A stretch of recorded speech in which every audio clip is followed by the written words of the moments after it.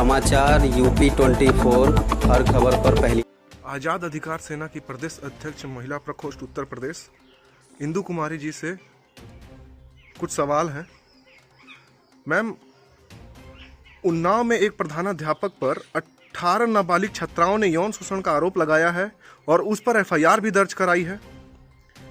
आप एक महिला हैं और प्रदेश अध्यक्ष भी हैं आज़ाद अधिकार सेना की। मैम, आप इस उन्नाव की शर्मसार कर देने वाली घटना पर क्या कहना चाहेंगी?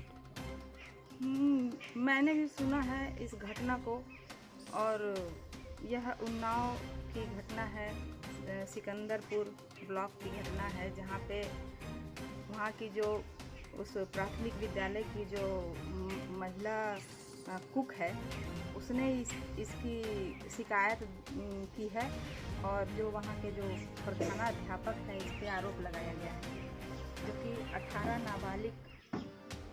नाबालिग जो छात्रा थी, उन्होंने यौन उत्पीड़न का आरोप लगाया है। और यह वास्तव में हम लोगों के लिए शर्मसार कर देने वाली बात है कि हम लोग ये सब भी सुन रहे हैं आज के इस दौर में, जो कि आज 5G का ज़माना है और हम लोग ऊंचाइयों की चोटियों को छू रहे हैं। लेकिन अगर देखा जाए तो सबसे दर्दनाक स्थिति महिला उत्पीड़न से है, और इसका बहुत ही जटिल समस्या है। क्या कहें, आज का जो दौर है, जहाँ देखिए वहाँ इस तरह की जो घटना सुनने को मिल रही है। अभी हम लोग पूर्व IPS अधिकारी अमिताभ ठाकुर जी के साथ गए थे BHU में। एक BHU IIT की जो छात्रा थी, उसके साथ भी इसी तरह का कहा जा सकता है घिनौने कृत्य किए गए, और हम लोग बस आंसू नहीं निकाल रहे हैं। आंसू आपके सामने हम रो जाएंगे तो यह भी अच्छा नहीं होगा, जो कि एक महिला होने के नाते मुझे जिस दर्द से गुजरना पड़ रहा है, जो मैंने सुना कि 18 नाबालिग बालिकाओं के साथ जो उन्नाव में घटना हुआ है, फिर यह शिक्षा विभाग पे भी सवाल उठते हैं। यह देखा जाए तो हालांकि हर जगह की ये समस्या है। अगर हम लोग इसको गंभीरता से नहीं लेते हैं, इस पे आवाज़ नहीं उठाते हैं कि शासन प्रशासन क्या कर रहे हैं आज की डेट में, इस पे क्या चल रहा है, इस विषय पे बहुत ही मतलब कार्रवाई होनी चाहिए। जी मैम, आपसे अगला सवाल यह है कि बेटी बचाओ बेटी पढ़ाओ, जो कि केंद्र तथा राज्य सरकार की एक अभियान चल रही है, उस पर आप क्या कहना चाहेंगी?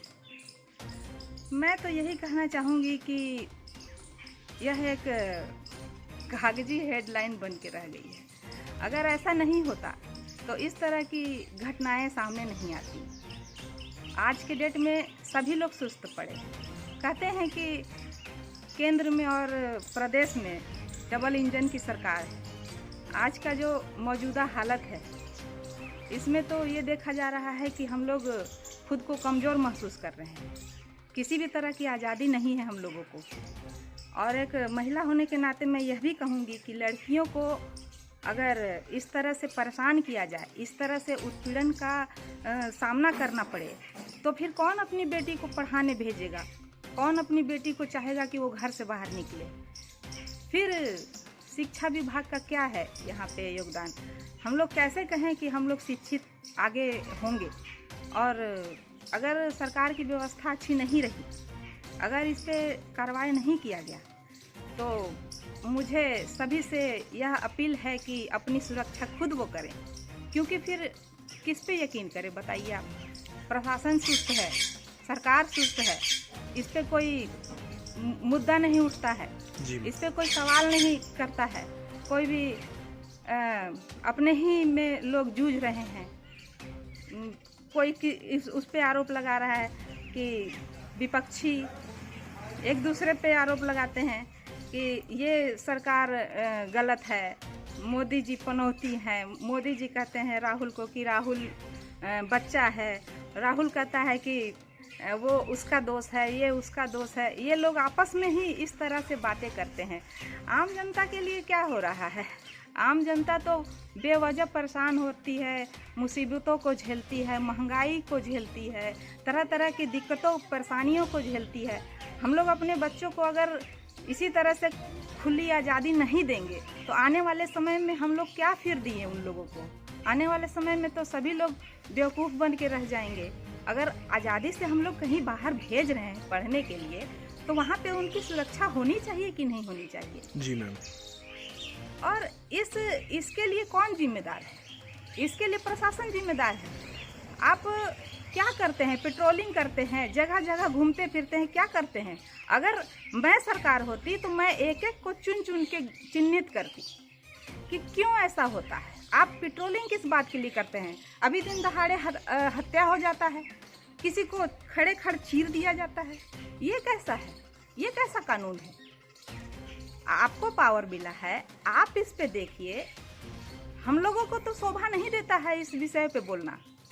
और आपको अधिकार है, आपको हर एक चीज़ है, आपको ताकत मिला हुआ है, तो आप इस पे अपनी ताकत का यूज नहीं कर रहे हैं। जी मैम, आपसे अगला सवाल यह है कि आज़ाद अधिकार सेना अगर इस प्रकार की समस्याओं पे अगर कुछ नहीं होता है तो आज़ाद अधिकार सेना क्या इस पे करेगी कार्रवाई? हम लोग आपस में बात किए हैं। हम लोग उन्नाव जाएंगे, घटना स्थल पे जाएंगे और BHU में भी 7 दिन के लिए अल्टीमेट दिए हैं हमारे सर।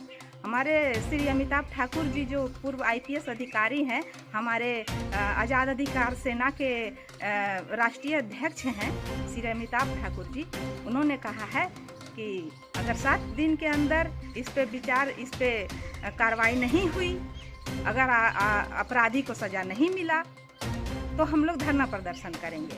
हम लोग जहाँ पे भी इस तरह की घटना घटती है हम लोग तुरंत पहुँचते हैं और इसके विषय में सबसे पहले आवाज़ उठाते हैं। धन्यवाद मैम, थैंक यू।